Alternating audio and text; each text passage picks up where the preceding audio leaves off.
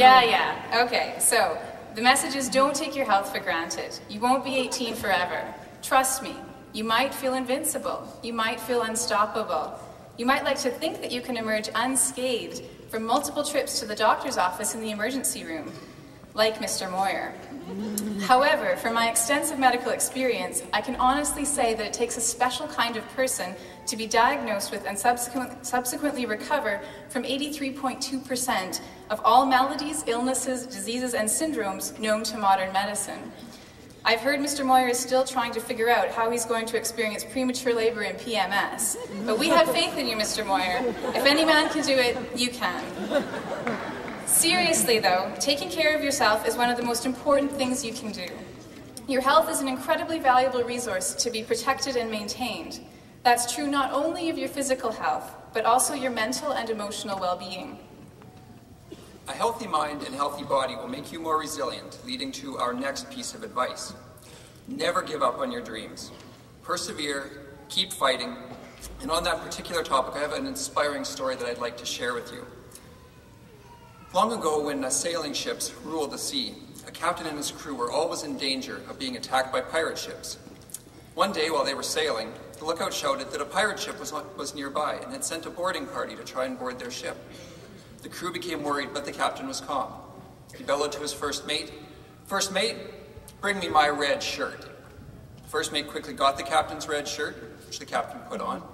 He then led his crew into battle against the pirates. Although there were some casualties among the crew, the pirates were defeated. Later that day, the lookout screamed again. This time there were 2 pirate ships, sending 2 boarding parties toward their ship. The crew was nervous, but the captain, calm as ever, bellowed, "First mate, bring me my red shirt." Once again, the captain and the crew fought off the boarding parties, though this time more casualties occurred. Weary from the battles, the men sat around on the deck that night, recounting the day's events, when an ensign looked at the captain and asked, "Sir, why did you call for your red shirt before the battles?" The captain, giving the ensign a look that only a captain can give, explained, "If I'm wounded in battle, a red shirt does not show the blood, so you men will continue to fight unafraid." And the crew sat in silence. They were amazed at the courage of such a man. As dawn came the next morning, the lookout screamed that there were 10 pirate ships on the horizon surrounding their vessel, all with boarding parties on their way. The men became silent and looked to their captain, their leader, for his usual command. The captain, as calm as ever, bellowed, "First mate, bring me my brown pants." Now, I'd like to think that the next thing the captain said was, "Now, first mate, bring me my red shirt." We can tell you from our experiences that things will not always go the way you anticipate that they might. Your road will have unexpected curves, possibly even dead ends. Be prepared for setbacks, but when those obstacles occur, do not abandon your dreams. Instead, be prepared to fight the good fight, be creative, and work hard to find solutions to difficulties that might arise. As you leave HJ Cody, we encourage you to set goals for yourself. Nobody knows you better than you. Take some time to explore your passions and think about what contribution you can make to your community. At the outset, we talked briefly about graduation being the equivalent of a crossroads and how you now have many choices to make about which road to take from here. To extend that metaphor, your goals will act as a roadmap which will assist you in choosing the right road to follow. As Yogi Berra once said, if you don't know where you're going, you'll probably end up somewhere else.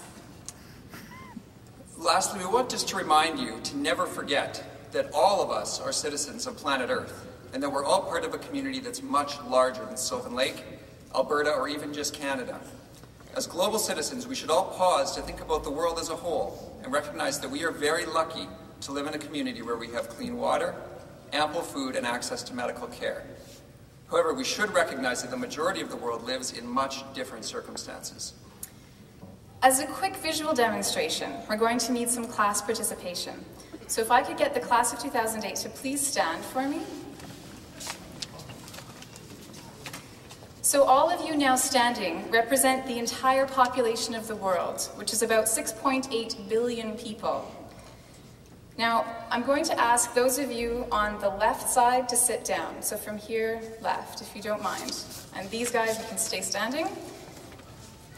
Though the people still standing, those of you still standing represent the proportion of the world without access to basic sanitation and clean water. That's over 3 billion people.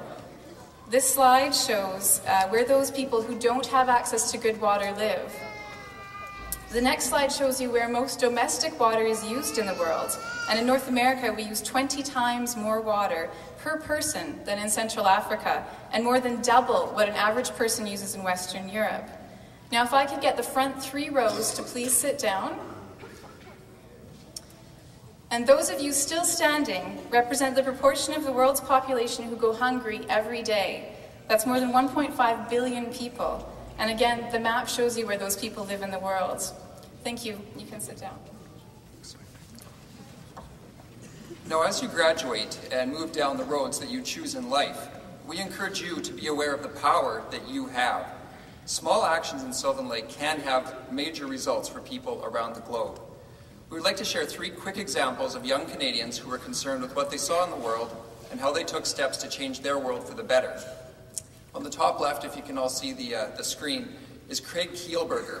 At age 12, he started an organization with 6 of his classmates to make life better for children around the world. It has since grown from a small project in Unionville, Ontario, to an international organization that has made a significant difference for children all over the globe. The girl in the middle is Hannah Taylor from Winnipeg. At the age of 6, she started speaking on the issue of homelessness, and her work has led to the creation of the Ladybug Foundation, which has raised over $1 million to address homelessness in Canada. The third picture is Ryan Horeljic from Kemptville, Ontario. Like Hannah, at the age of 6, he decided to work for change, only his focus was working for clean water. Now, at the age of 16, his foundation has supported over 120 water and sanitation projects in 9 developing countries. These are just 3 examples of how ordinary people can accomplish extraordinary things. These 3 young Canadians simply saw a need in the world and had a vision of how that need could be met. Through hard work and determination, they helped to improve the lives of those around them. As we said earlier, you too have the ability to impact the world around you. You don't have to start an international organization to make a difference. Even your local community can be impacted by your day-to-day actions. Just for some quick examples, at some point, 52% of Canadians will need or have a family member who needs a blood transfusion as a result of an accident or surgery. However, only 3.5% of eligible Canadians donate blood. It only takes 1 hour every 2 months, but one donation can save as many as 4 lives.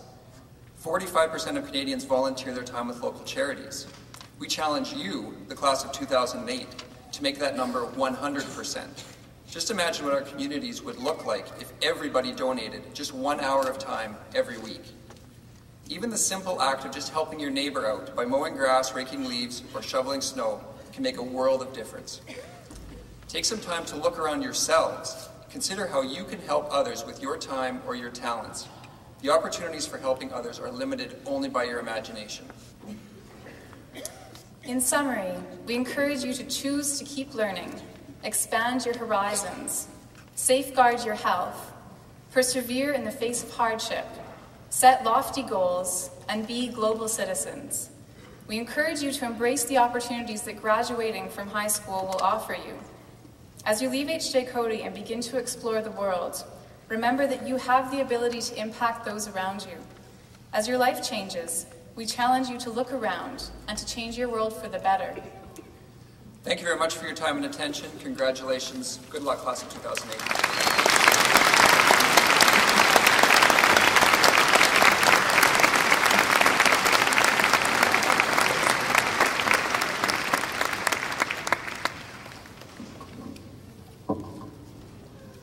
So on behalf of the HJ Cody 2008 graduating class, we'd like to thank you for your fantastic contribution to our day.